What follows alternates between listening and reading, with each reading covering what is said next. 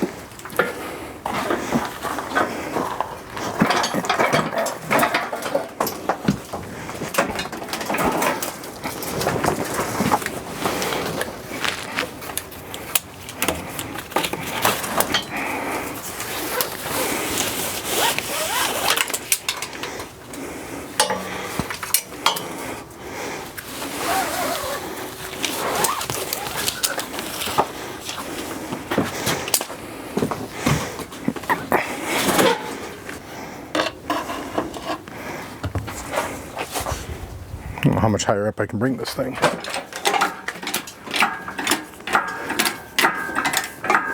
All right. She's stuck right on the engine mount there. There we go. There we go. To one side. How's the other side? Pro tip, when trying to do stuff like this, or say you're trying to pry on anything you might want to not beat the living daylights out of, take your pry bar, take a piece of good old-fashioned heater hose, slide it on there. That way, you could put this on the painted surface or whatever, and give her a little bit of a persuasion without metal on metal, action. So yeah, we're past that. We're past that.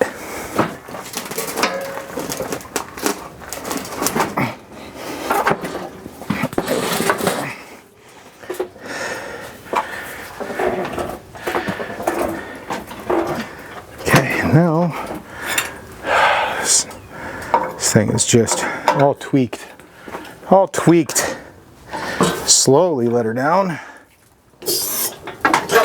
Slowly let her down.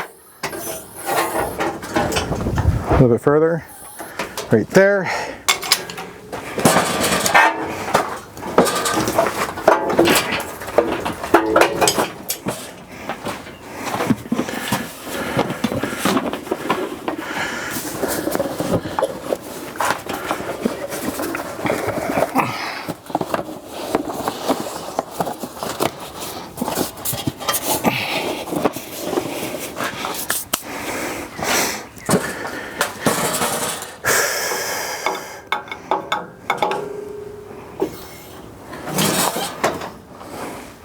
So I had to go ahead and move her strap here to hopefully make it so that it's more center mass and doesn't want to just lift it like that, which I think is what it's doing anyways. And you're just going to be a total pain in my butt, aren't you?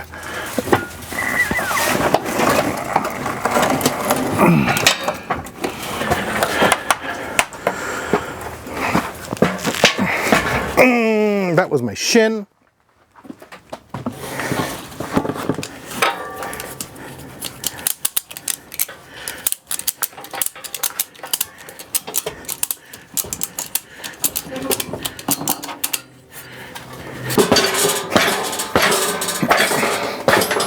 Well, it depends. It's tons of power. It doesn't have a wild cam though. Creates vacuum. I need water. Coffee will work.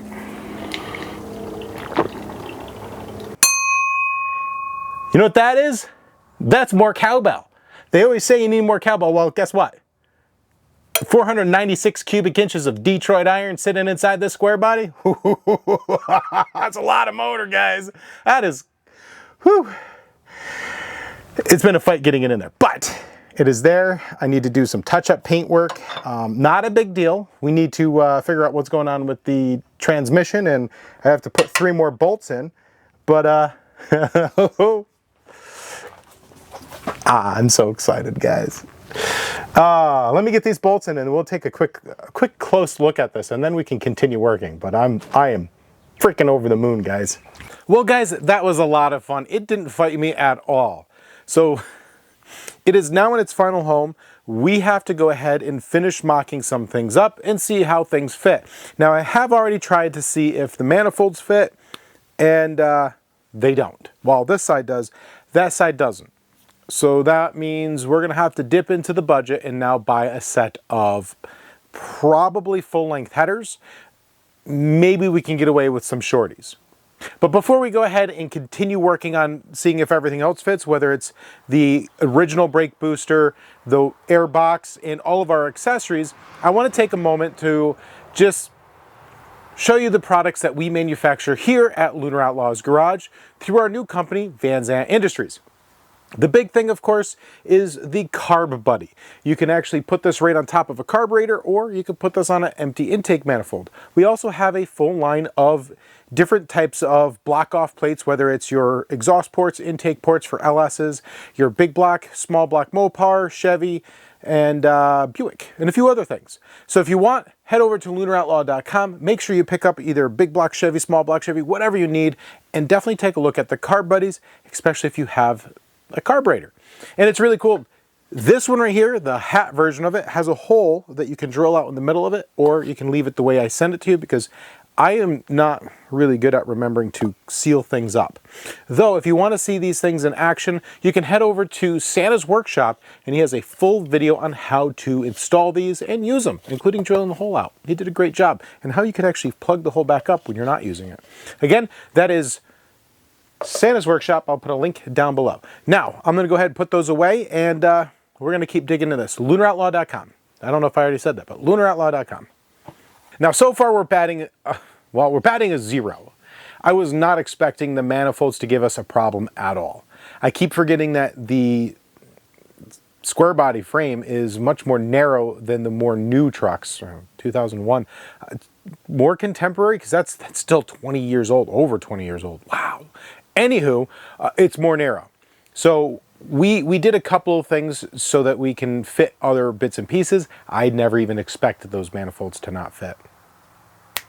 So obviously we're gonna have to get shorties or long tube. The next thing is I have a hydro boost, because I'm worried about the original one hitting the coils, and I have no idea what's gonna happen with the AC box. So I have them right there. We're gonna go ahead and start test fitting the accessories and, well, everything else, because it's better to know now and be able to adapt than screw yourselves down the road.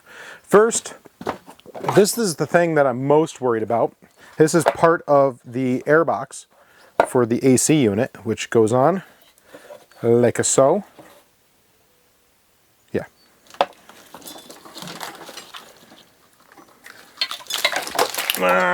Most of this wire is all going to have to be cut out, and we're going to abandon it and rewire everything. It's going to be super fun.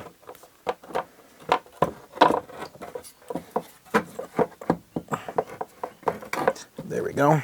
Oh boy, we could fit a cat through there. In fact, we could probably fit an entire Olympic swimming team through here. So I'm not worried about this anymore. Now the next thing we try to fit is this absolute behemoth. Get that out of the way so you can see better. And we're gonna slide, and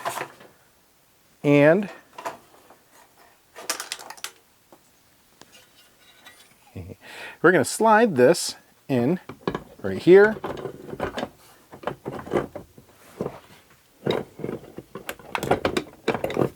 There we go. How do we fit over here? Oh, we have millions of miles. I mean, I don't even think that Evel Knievel could jump that distance. Seeing how I had to massage the brake booster into the Supra with a hammer, and it's still like a half an inch from the head, well, the valve cover, rather. I'm not worried at all. This is great. That way we don't have to adapt everything over to the Hydro Boost, which I'm really excited about. Partly because I wanted to, and I was really excited about it, and now I just want to drive the truck. So this is a good day, guys. So far, so good. Now, if you're planning on doing the swap, I do want to point out that this is a 1-ton frame, not a 1/2 ton or 3/4 ton. So things will be a little bit different. But one thing will be very consistent.